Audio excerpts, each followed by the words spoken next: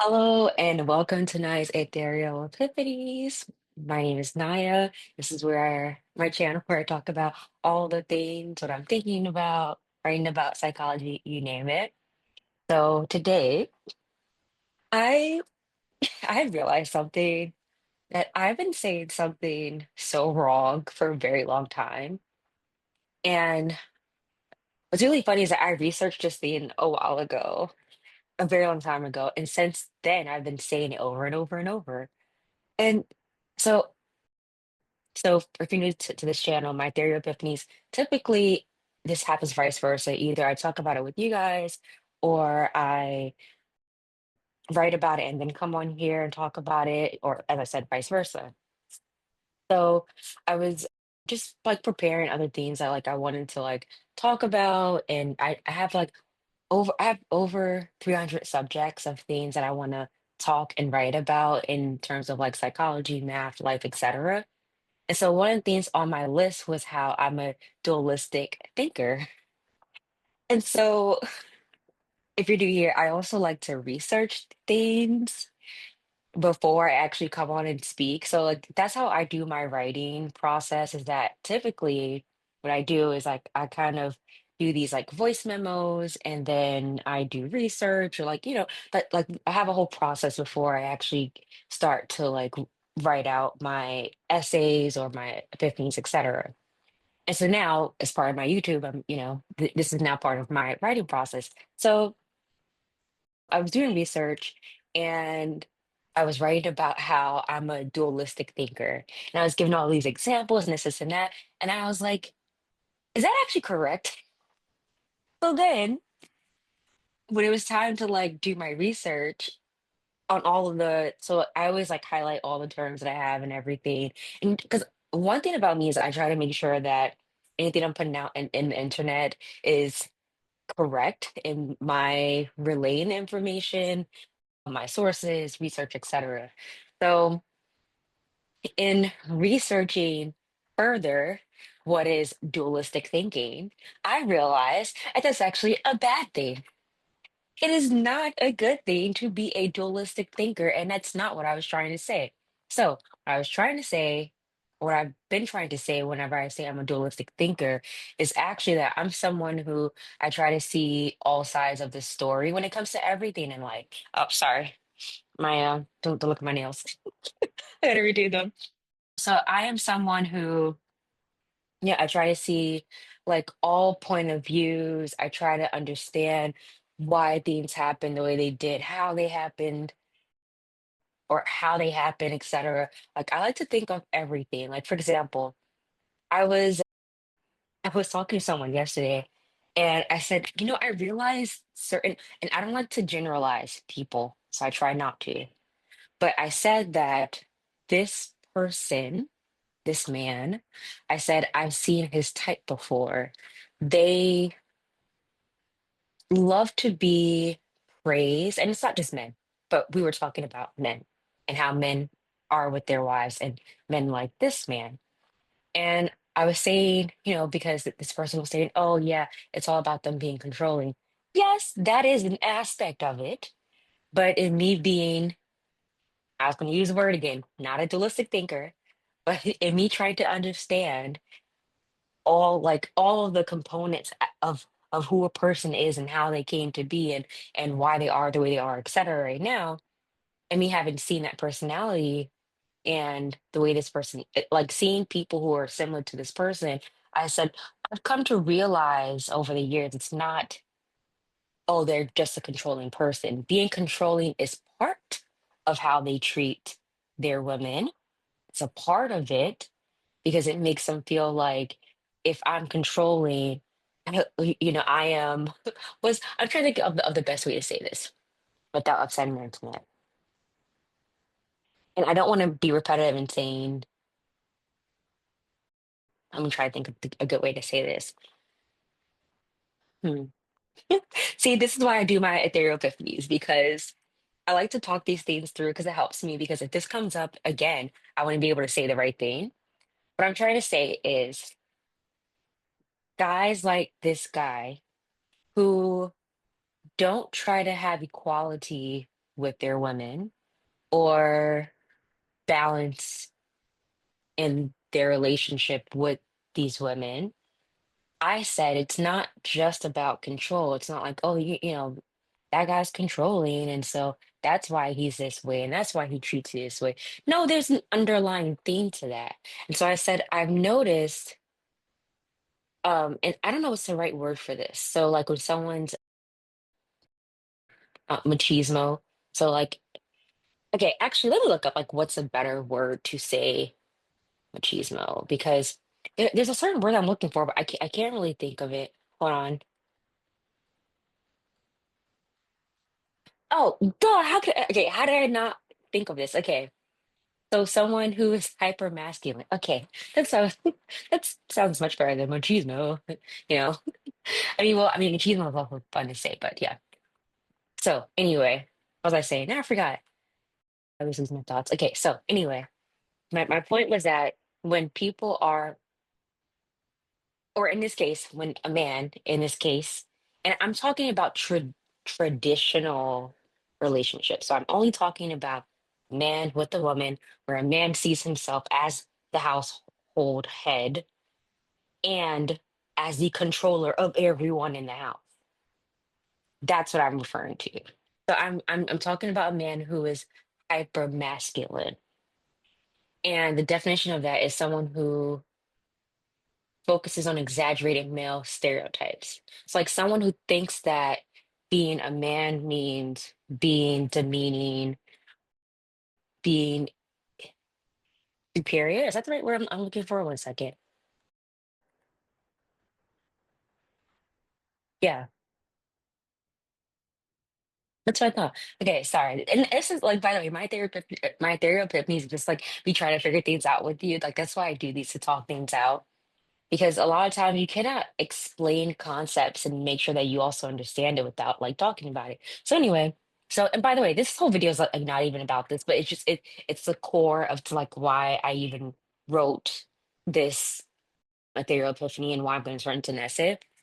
So anyway, so just to kind of go back to what I remember or I was last. Okay, so what I was saying was that men who are like this man, who are hyper masculine and feel like they are superior to everyone else in their household, and they expect certain things from their wives, and they don't really show love to their wives or respect them, or like, the thing is, like, I'm able to differentiate the two between a man who sees himself as the head of the household, but also has respect for his wife and everyone else in the house, but still pursues like dominance. Like, I've been around really, really healthy marriages and really horrible ones. And so I can say that I know there is a difference. Like, you can be the man of the household. I don't know, I'm doing this. You can be the man of the household without treating everyone else as if they're inferior to you. So my this is my theory and my thoughts is that I've noticed a pattern when I have been around men like that who are like that with their wives. A lot of the times, again, my observation, my opinion is that they have issues with their confidence. And so, like, they lack confidence, they lack strength, and they feel that in order to feel confident, they need to put down someone else. They need to make themselves so much more superior than someone else. They have to make someone else, and in this someone else, it's their wife, feel less than, like she's their slave, etc. And I'm also speaking about American culture. So, of course, it's very different in like other places as well. But in most of the scenarios or environments where I've seen this stuff, it's mostly in America, but also in certain parts of Europe that I've lived in. So I'm not trying to generalize everyone. I'm just speaking from my experience, my observations, is that a lot of times when you have a man that acts like that, it's because he feels like he needs to do these things to prove that he is confident, that he actually is superior, that he is better, that he is deserving, etc. But as I said earlier, I've seen marriages, men, where they have confidence without treating everyone else like everyone else is inferior. Like they can have confidence and take the lead and stand their ground without putting down others. And so what I was trying to explain to that person is that you have to look at this one person that we were talking about. I said you have to look at their life and their background and the things that have happened to them over the years since their childhood. I had said to this person, I said, I think that this, okay, so I'll say person A is the person I was having a conversation with, and we were talking about person B. And I said, it's possible that person B was not loved growing up, and he was not. He felt he saw bad and toxic examples of what it meant to be the man of the household, and because he didn't have any examples, and because he has always felt unloved, and then he got older, and then he was you know was in a marriage that he was not treated well in X, Y, and Z. The way that I feel is that that has brought him to who he is right now, which is this man who, excuse me, is hyper masculine. Is that the word? Just check. Yeah, who is hyper masculine and feels like, oh, okay, all these things happened to me growing up, and this happened, that happened. Oh, in order for me to be a man, I need to put down everyone else around me. That's just my observation because this person does this with everyone. I have noticed that with their wife, they are the worst. They do treat their wife the worst. And I feel like it's not fair to that current wife that this person treats them this way because of this person B's trauma that they had with a previous wife. And so the whole point of me saying this and giving all this background is that okay, so do you see do you see what my thought process is of trying to understand this person? That's I do this with everything. With everything. So when I see someone who's different or mean or this or that, or like just anything in life, I always try to look back and look at everything. So I realized I done gone on for like 15 minutes and I didn't get to the point. So the whole point of this was that I should have said this earlier, my bad. The whole point is that I'm not a dualistic thinker. I'm actually a contextual thinker. Did not know this. I'm a contextual thinker. So the whole point of this video was to express that I've been using this wrong this entire time. This entire time, I thought that my thought process, as I just kind of did with you, was dualistic. And I thought dualistic meant, okay, I'm seeing both sides, right? Excuse me. So I'm in this case with this man who's hyper masculine. I was thinking, okay, I'm seeing his side and how he has come to be this person right now. But I'm also seeing the other side of the effects of the people around him and how he treats those around him. And I thought that was dualistic thinking, but no, no, no, no, no. I was wrong. That is contextual thinking. In this instance of me trying to explain to this person, no, it's not just about having control and being controlling, it's about hyper masculinity. That was me being contextual. That was me looking at all the context of who this person is and what has led them to where they are now, how they think, how they act, how they behave, how they treat others. So that is a difference between dualistic and contextual thinking is that when you have contextual thinking, you're just like you're trying to see all points of view, like you're trying to understand everything. Dualistic is black and white, is this or is that. Oh, this person is just mean or they're nice, this person is just evil or they're good. This is a good house or a bad house. Like, I don't know why I said that, but that is difference between dualistic and contextual thinking. And it's like, I cannot believe I've been saying this all this time. I've been like, I'm such a dualistic thinker. No, girl, wrong, wrong terminology, wrong terminology. So, also, I actually took some notes before I wrote my ethereal epiphany. And where is it?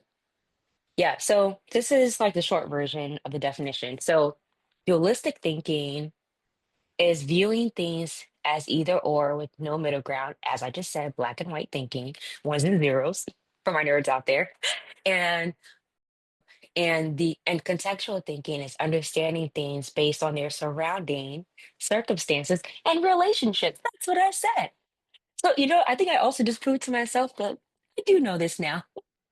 So now in the future, when I'm trying to see all points of views, I'm not going to say I'm a dualistic thinker. I'm going to say I'm a contextual thinker. By the way, I have a stutter, and it's hard for me to say that. I had to practice it a lot. But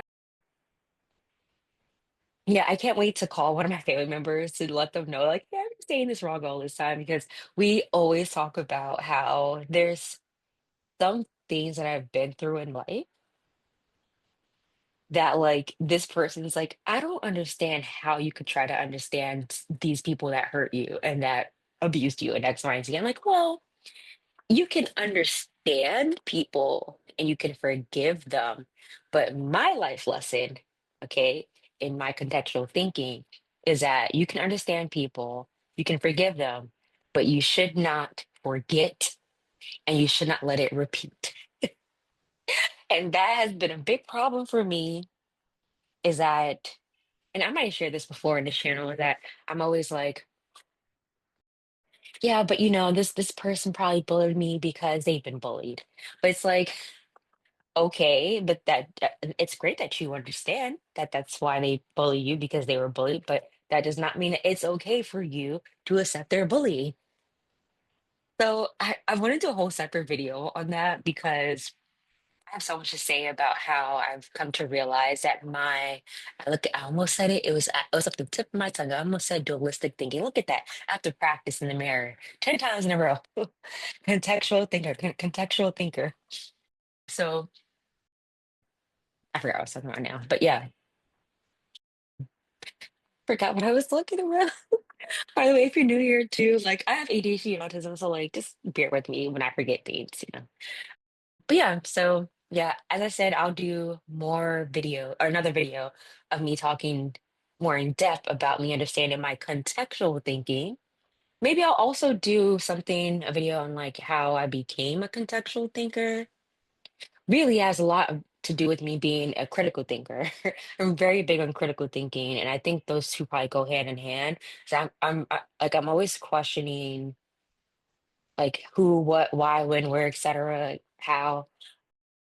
Yeah, I think that translates into a lot of other things, and I think that's what kind of cultivated me becoming a contextual thinker. So, yeah, I just wanted to share this with you all. I know I have like lots of other updates and everything, but I just wanted to do this because I was like, okay, this is one thing that I really want to talk about that I'm passionate about. But I will link below the ethereal epiphany I wrote on this, and I know there's like so many essays that I have not finished. I still haven't finished the one on like intellectual loneliness, but excuse me.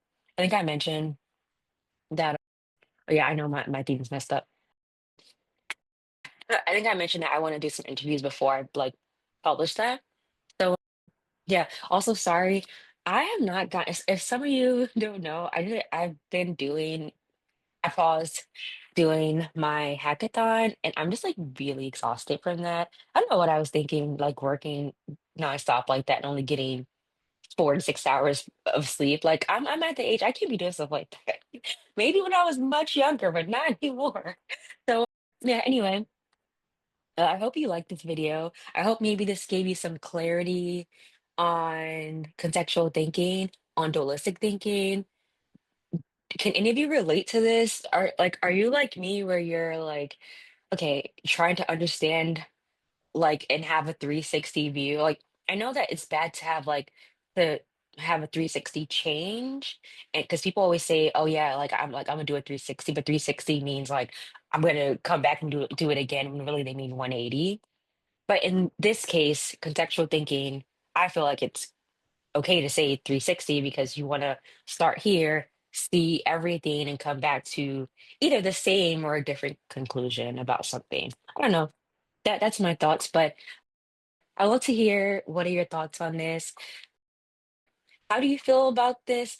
Do you consider yourself a dualistic thinker? Like, are you like very logical, where you're just like, no, it's this and this and not like nothing else?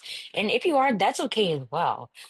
There are lots of people that feel that way, that feel like I don't care about the context. Context is well, don't get me started on context because this week in the US, I'm okay, I'm not even gonna go there. I don't listen, I'm not even gonna go there, but not gonna go there. But yeah, anyway, are you someone who is like, yeah, like I don't I can't even say it without thinking about it. Are you someone who's like context doesn't matter, it's this or that? I would love to hear like why do you feel that way? Like what are your examples, etc. So yeah. But anyway, that was it. I should get some sleep soon because I am tired. But yeah, thanks for sticking around and listening to my ethereal epiphanies. So yeah, I just all right. See, I'm very tired. Anyway, I was gonna say, please like, comment, and subscribe. Have a great day, evening, night, wherever you are. And don't forget to be kind in this world that is tumbling down. If you can do one thing today and tomorrow and anything this week, please be kind. All right, see ya. Bye.